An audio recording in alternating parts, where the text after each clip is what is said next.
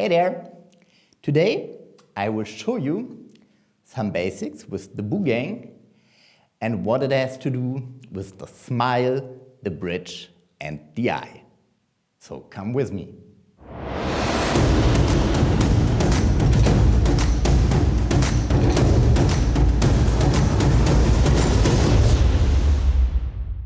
Hey, today I will explain some basic names and ways to describe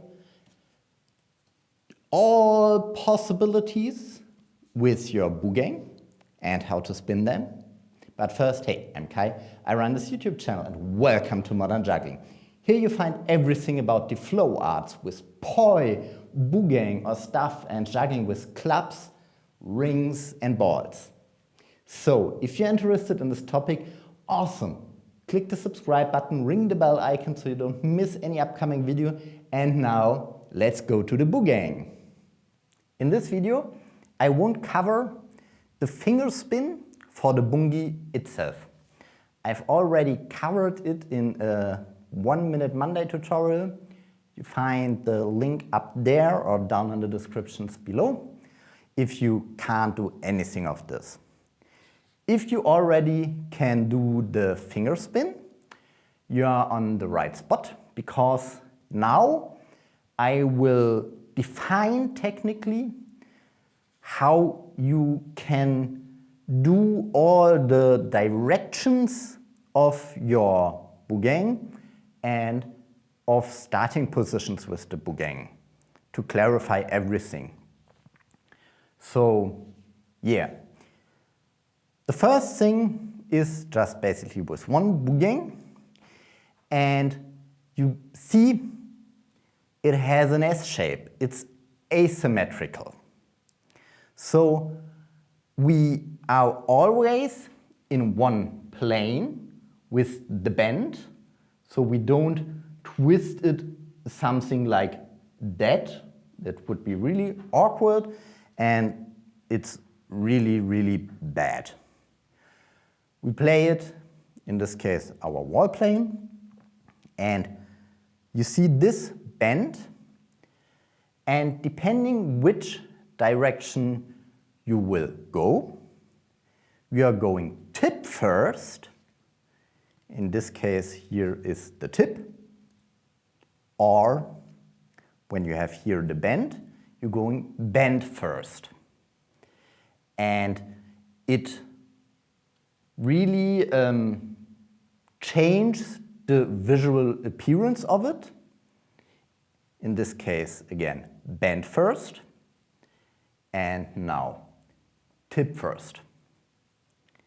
For the beginning, to spin the stuff bend first is much easier, because it has a much more stable way. You don't get a wobble in your plane so easily. So you can even see it on my poor Buugeng skills that I have tip first a slightly wobble in it, and it's not as straight as bend first. If you want to change the tip first or the bend first, it's important to know where your downwards and upwards bend is, for example. So if I have the Buugeng in front of me and I spin it clockwise, now it's tip first. But if I turn it 180 degrees, it will be bend first.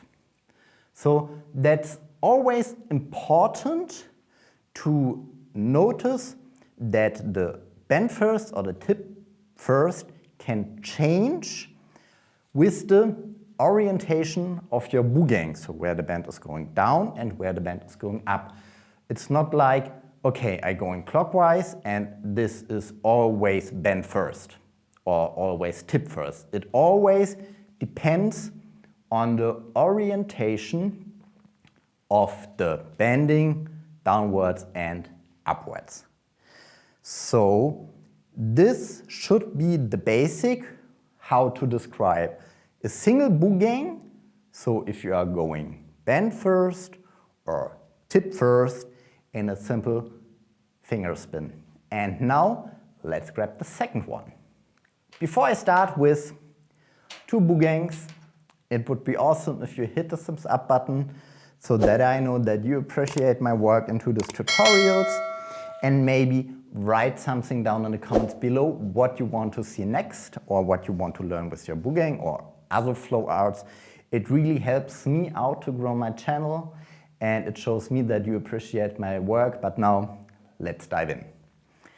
For the beginning, I will just go into the wall plane, so everything will be in front of us in this plane. And there are basically 3 starting positions. The first one, so for the starting positions, that's maybe worth to mention, you are roughly shoulder wide with your hands. And as you may be noticed, Buugengs are designed that they have the half length or the diameter of the band exactly the same width than when you are in this relaxed positions, your arms are shoulder wide. That's why it here describes a circle. So now, how we name this? This starting position is the eye. You have one single big eye. And from there, you can say, okay, I have the starting position, the eye, and I'm going bend first. So in this case, I have to spin counterclockwise. And you can also say, okay, I have the starting position I, and I have to spin tip first. So in this case, clockwise. But again, if you are going clockwise, starting from the I, it can happen that you go bend first or tip first. As I mentioned, it always depends on the position where are your bends.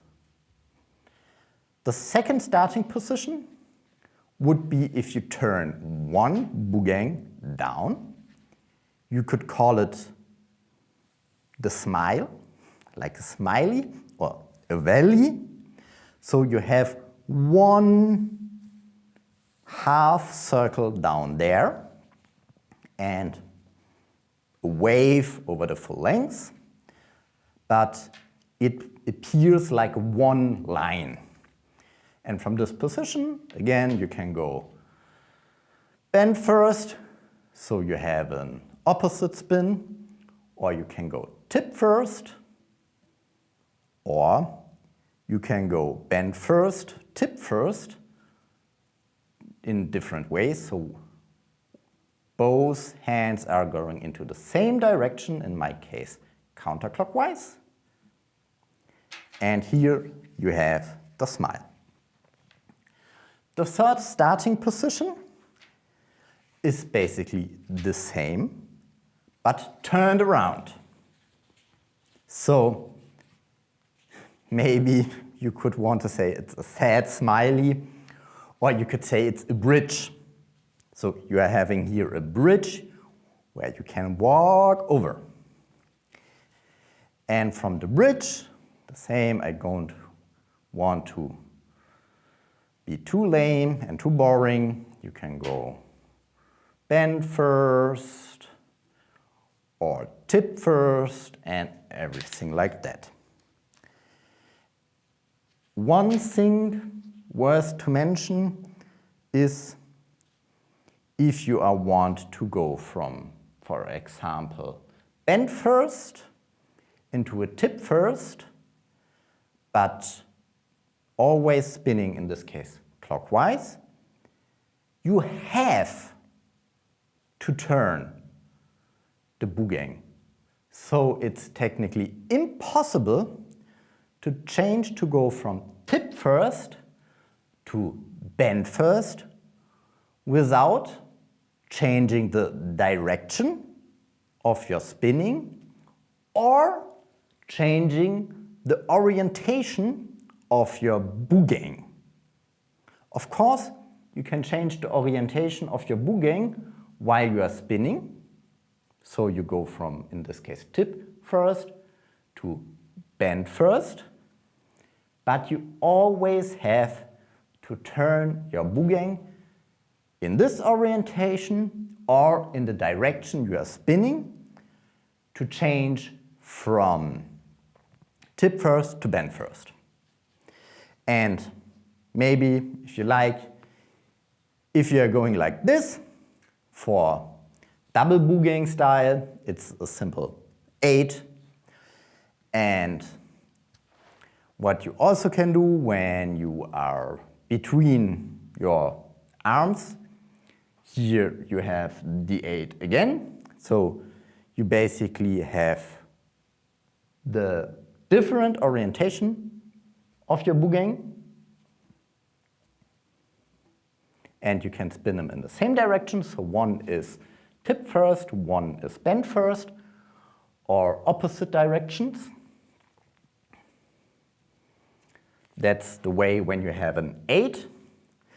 And the other possibility is when you have, I personally would like to describe it as a spiral. So the Buugeng have the same orientation and are, is it a quarter or a half turn? A quarter turn. A quarter turn apart. And so there you get this spiral style.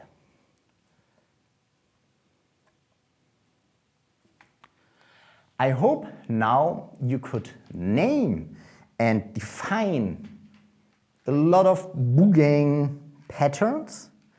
So you can write it down in your book to memorize it for later.